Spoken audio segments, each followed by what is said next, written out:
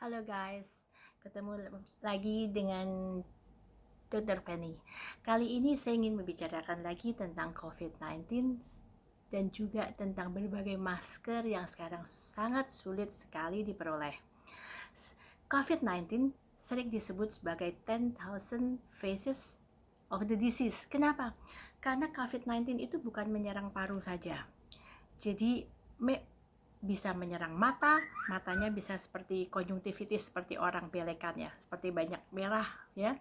Kemudian bisa menyerang kulitnya bisa ruam-ruam merah, juga bisa diare, juga bisa cross imunitas dengan dengue itu DHF, demam berdarah.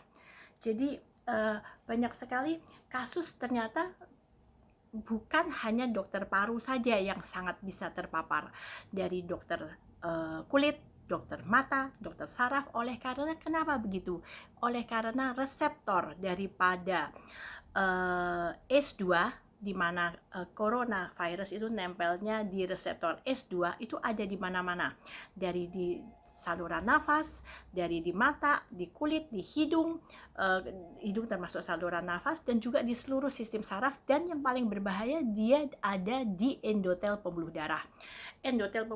Jadi makanya dia bisa kemana-mana ya, bisa kemana-mana.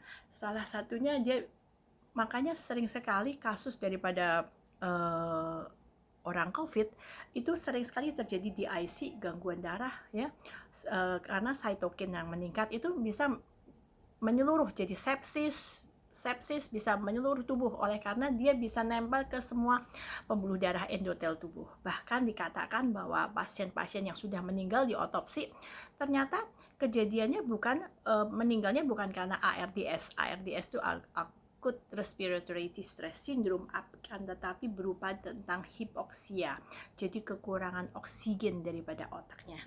Nah, oke. Jadi seperti tadi saya bicarakan bahwa yang terpapar itu banyak sekali, dari dokternya, semua spesialisasi bisa terpapar oleh COVID-19. Nah, kita perlu pakai APD. Salah satu APD yang terpenting adalah masker. Nah, seperti kita ketahui, masker sangat langka. Ini N95 ya.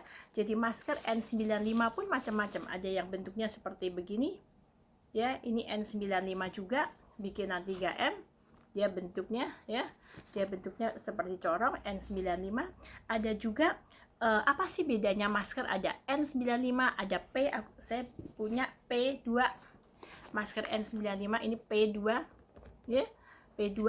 Jadi N95 adalah namanya 95, artinya masker itu bisa mencegah atau merestriksi 95% daripada virus, daripada bakteri segala macam ya. Kemudian tapi dia bukan oil resistant. Yang oil resistant adalah R. Dia ada tipe N95.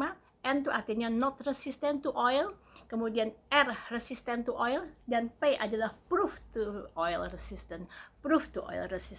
Jadi dan N95 pun juga macam-macam, ada N95, ada N99, N100. N95 itu hanya membatasi 95%, N99 ada 99%, dia tidak bisa memasukkan transmitted daripada aerosol. Aerosol apa itu aerosol? Aerosol itu sangat kecil, sekitar di bawah 10 mikron ya, kecil sekali. Seperti Bapak Ibu tahu, teman sejawat tahu bahwa orang transmitted dari COVID-19 adalah droplet, batuk droplet. Nah, batuk droplet itu kalau orangnya dokter gigi lagi ngebur gigi, kemudian atau pasang ventilator ya, uapnya itu, uap yang keluar dari mulutnya itu disebutnya aerosol. Aerosol itu hanya bisa dengan N95 ini. Tidak bisa dengan masker surgical. Harus pakai N95.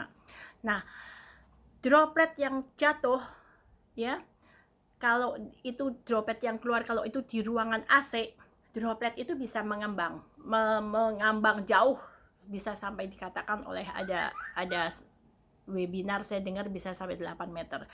Makanya di ICU apabila satu orang terkena COVID bisa menularkan seluruh ICU, oleh karena droplet dari satu orang bisa sangat jauh sekali karena keluar dari ruangan AC dia bisa kemana-mana, sehingga disarankan untuk dokter ICU UGD harus pakai N95 ya, bukan masker surgical. Bukan masker surgical. Masker surgical ya betul dia tidak bisa mencegah untuk aerosol daripada droplet yang keluar, aerosol tidak bisa ya. Nah, sekarang saya ingin bicarakan bagaimana cara memasang masker ini ya. Masker ini tangan kita harus cuci baik dengan hand sanitizer atau kita cuci tangan, kita pegang, kita tarik dulu ya. Yang ada besinya harus ditaruh di bagian atas. Kita megang tidak boleh setelah kita cuci tangan, kemudian kita tarik dulu talinya untuk supaya dia molor ya, agak tidak terlalu too tight ya. Kemudian pegang masker itu di bagian wajah. Pasang yang bagian atas dulu. Nah, setelah pasang bagian atas, baru pasang dari bagian bawah ya. Baru bagian bawahnya pasang lagi.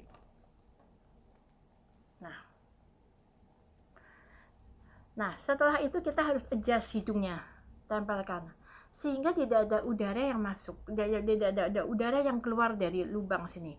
Baru kita pasang seperti ini.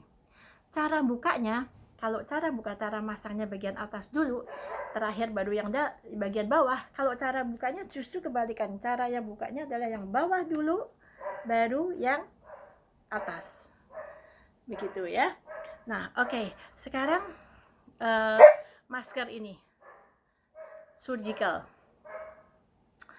ini semua barang langka, untuk N95 maupun surgical sekarang barang langka dan mahal sekali.